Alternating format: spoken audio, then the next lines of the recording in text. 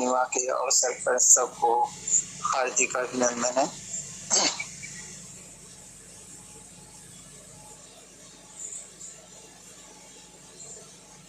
गुरु ये कोई व्यक्ति विशेष नहीं होते हैं।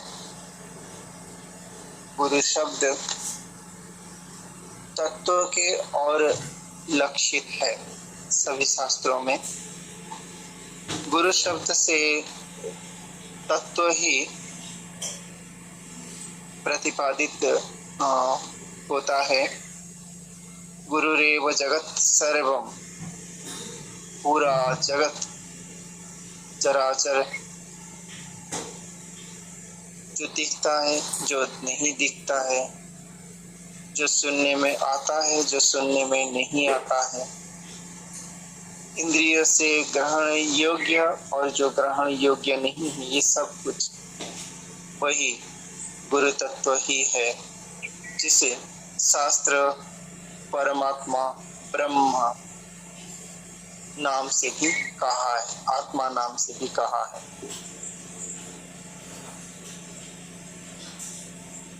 गुरु शब्द एक सापेक्षिक शब्द है। शिष्य सापेक्ष से गुरु शब्द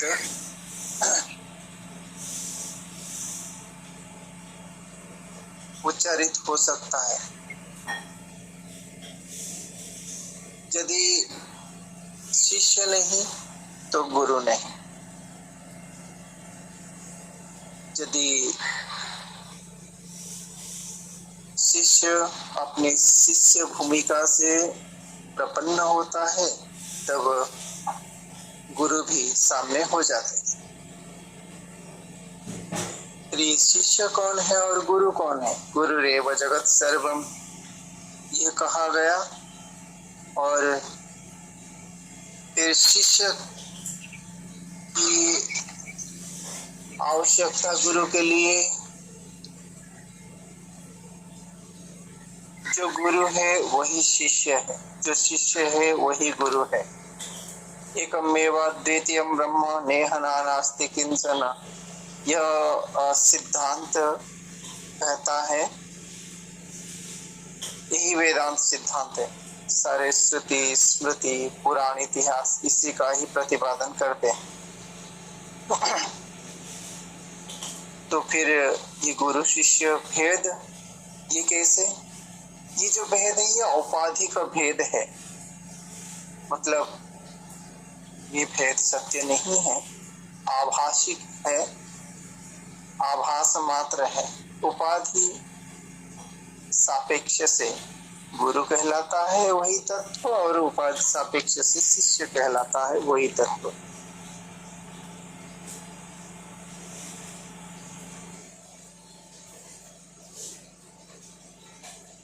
हम तो अपने आप को जब गुरु के सम्मुख शिष्य के रूप में उपस्थापन करते हैं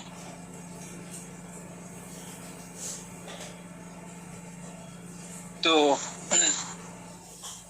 वही तत्व ही गुरु रूप में हमारे सुरक्षा और मार्गदर्शन का दायित्व ले लेता है। कहने का मतलब,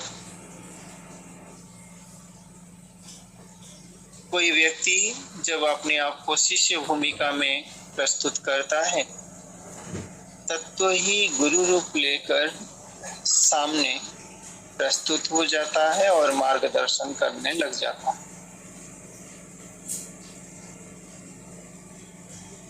तो अपेक्षा किस बात की? अपेक्षा है साधक तब अपने आप को प्रस्तुत करता है शिष्य रूप में, तब उसकी अपेक्षा है शिष्यस्ते हम साधिमाम त्वाम प्रपन्नम। मैं शिष्य रूप में अपने आप को प्रस्तुत करता हूँ, मुझे अनुशासित करें।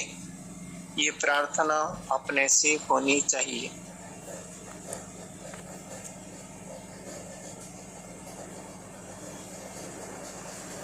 जब तक शिष्य की अंदरूनी इच्छा जगती नहीं, स्वीय इच्छा जगती नहीं, तत्व रूप गुरु होते हुए भी कुछ नहीं कर पाते। वही अर्जुन था, वही कृष्ण थे, बचपन से साथ साथ रहे थे, किंतु वो ना उपदेश हुआ था, ना उपदेश का श्रवण हुआ था, ना उपदेश का बोध हुआ था।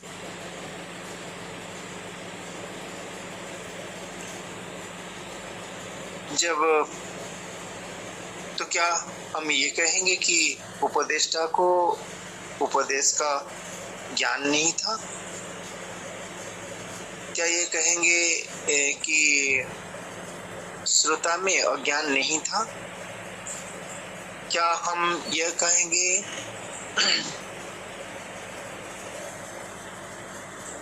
कि शास्त्र का विस्मरण हुआ था उपदेष्टा को?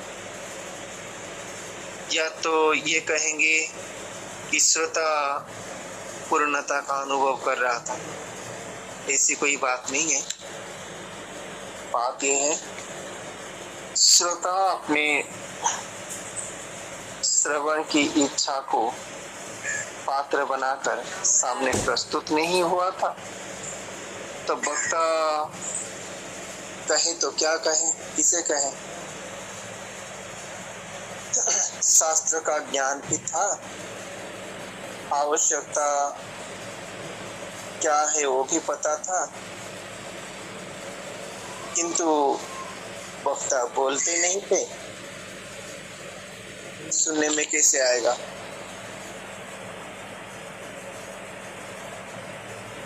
तो पहला कर्म साधक के लिए अपने आप को शिष्य बनाए, शिष्य उपाधि में ले, प्रस्तुत करें, श्रवण की इच्छा रखें। शिष्य बनना और किसी इच्छा से हो तो वो भी काम नहीं बनेगा। संसारी कोई विद्या, संसारी कोई इच्छा, संसारी कोई कामना, लालसा को लेकर कोई अपने आप को शिष्य के रूप में प्रस्तुत करें किसी के सम्मुख, तो वही संसारी उसे मिलेगा, क्योंकि इसकी इच्छा संसार की ओर है।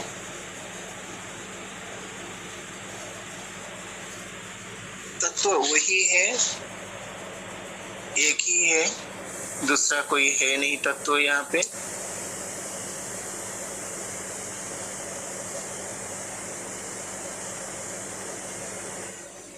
परमात्मा ही विविध रूप में, सर्व रूप में दिख रहे हैं। ये इसमें कोई द्विधा नहीं है। आत्मा एव इदं सर्वम, ब्रह्म एव इदं सर्वम, ये तो सिद्धांत है। तो वो गुरु रूप में सामने आते हैं तभी जब कोई शिष्य भूमिका में अपने आप को प्रस्तुत करता है। मैं शिष्य हूँ, मुझे अनुशासित करें, ये प्रार्थना होनी चाहिए। अपने से ये आग्रह रहना चाहिए, अपने से ये इच्छा होनी चाहिए, अंदर से आवश्यकता होनी चाहिए। संसार में भी देखा गया है, जब तक बच्चा खेल रहा है, लेटा है, हाथ पैर मार के खिलौनों को हिला रहा है, खेल रहा है, तब तक माँ अपने काम में लगी रहती है। उसमें दूध देने की जो प्रवृत्ति वो आती नहीं है, बच्चों को मैं दूध पिलाऊं, ये प्रवृत्ति आती ही नहीं।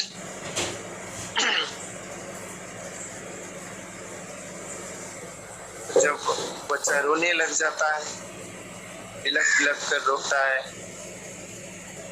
संभलता नहीं, संभाले, किसी की गोद में नहीं रहता है, माँ मजबूर हो जाती है बच्चे को कितने जल्दी दूध पिलाना है, वो रास्ता निकालती है। सारे काम छोड़ के भी आकर पहले बच्चे को दूध पिलाती है, साथ करके फिर काम करती है। आवश्यक है बच्चे को रोना, आवश्यक है बच्चे की भूख, आवश्यक है प्रबल पिपासा, प्यास, जो कि माँ को दूध देने में मजबूर कर देता है। ऐसे ही साधक में प्रबल प्यास हो, साधक में प्रबल आग्रह हो, साधक में प्रबल इच्छा हो, साधक का मन कहीं नहीं रम रहा हो, बस एक ही धुन लगी रहे, मुझे तो कैसे करके उस परम तत्व को जानना है। उसके लिए मुझे गुरु के शरण में जाना है, शास्त्र का ये आदेश है, और गुरु मुझे उपदेश करे। यह इच्छा, यह प्रार्थना, यह आग्रह इस साधक में होना जरूरी है, तभी तत्व परमात्मा गुरु रूप में सामने प्रस्तुत होंगे। और जब तक ये आग्रह साधक में नहीं है, प्रबल आग्रह नहीं है, प्रबल इच्छा नहीं है, उत्कंठा नहीं है, तब तक परमात्मा गुरु उपाधि को धारण नहीं करते।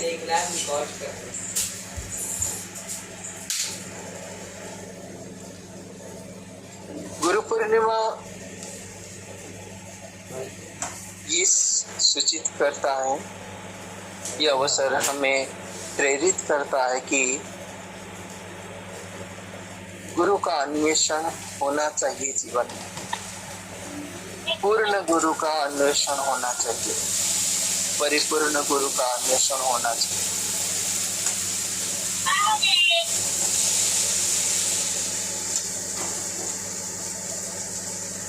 कोई परिपूर्ण व्यक्तित्व ही,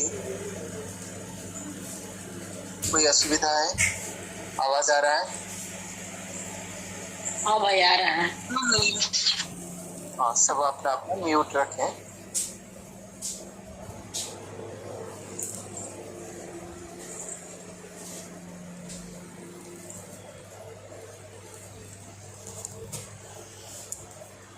परिपूर्ण व्यक्तित्व से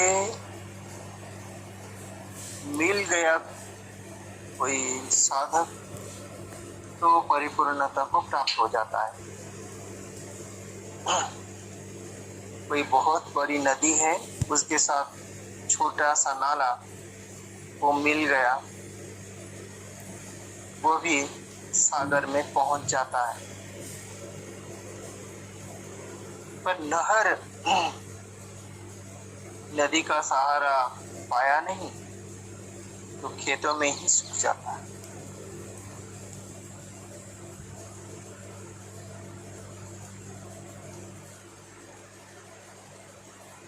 जब कोई परिपूर्ण गुरु के शरण में चला जाता है, वह निसंदेह सहजता से उस परम तत्व में विलीन हो जाता है, जिससे वह उत्पन्न हुआ था। पर जब साधक उतना उत्कंठा रखता नहीं, आग्रह रखता नहीं, प्यास अंदर बनाता नहीं, इच्छा जगाता नहीं, तो वैसे ही कितना भी प्रबल सामर्थ्य हो, नहर की तरह खेतों को भिगाकर, बहुत सारे खेतों को भिगाने का सामर्थ्य हो तो भी रास्ते में ही सूखना तय है। क्यों? कि महाआश्रय उसको मिला नहीं। छोटा सा नाला जो 8-10 मीटर भी आगे बहना संभव नहीं है, फिर भी यदि किसी बड़ी नदी के साथ मिल गया तो निसंदेह सागर में पहुंच जाता है और सागर बन जाता है।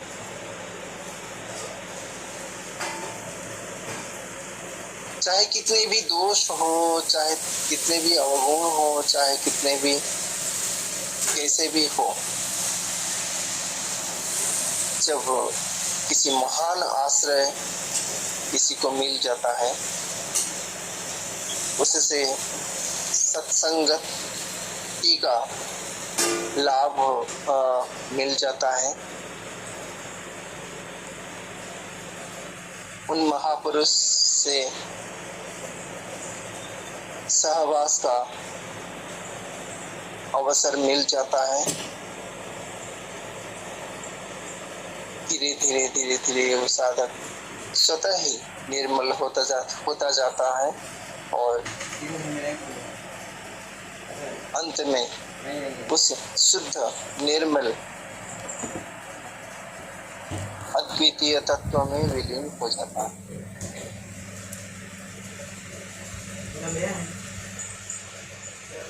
यही तो लक्ष्य है। इसी लक्ष्य को कोई जान लिया, उसे कहते हैं शिष्य।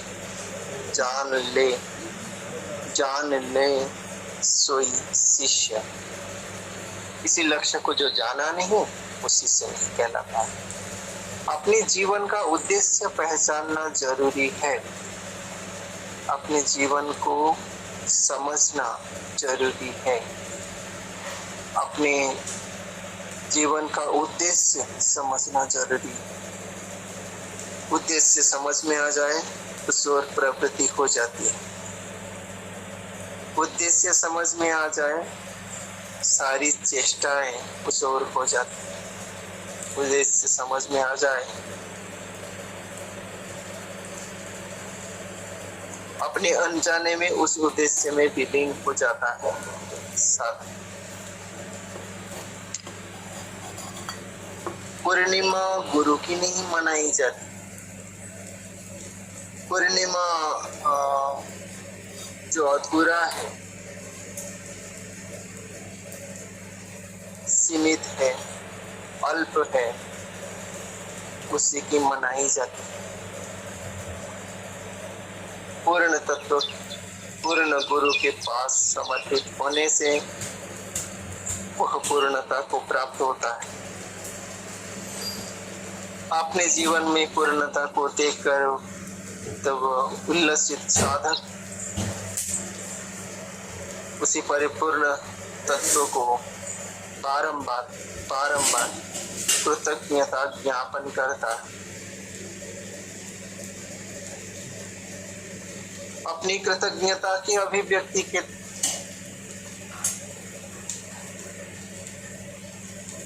रूप में स्वयं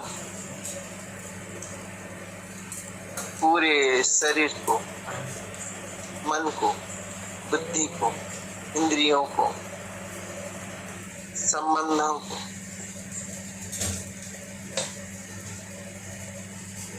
उसी तत्व में विलीन कर देता है।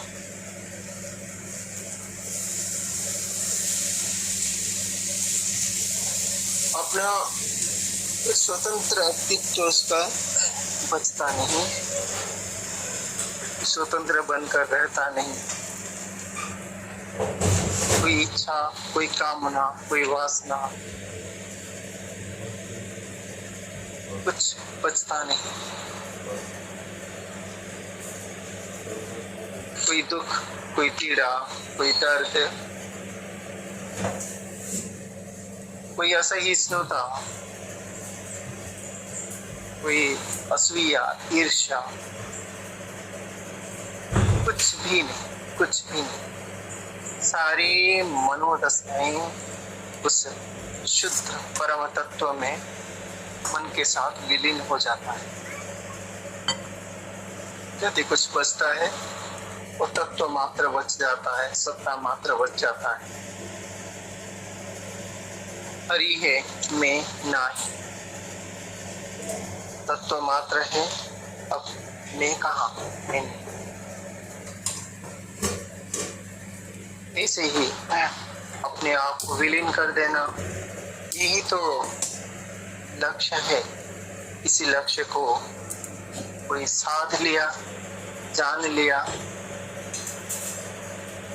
समझ गया, बस उसे ही शिष्य कहें।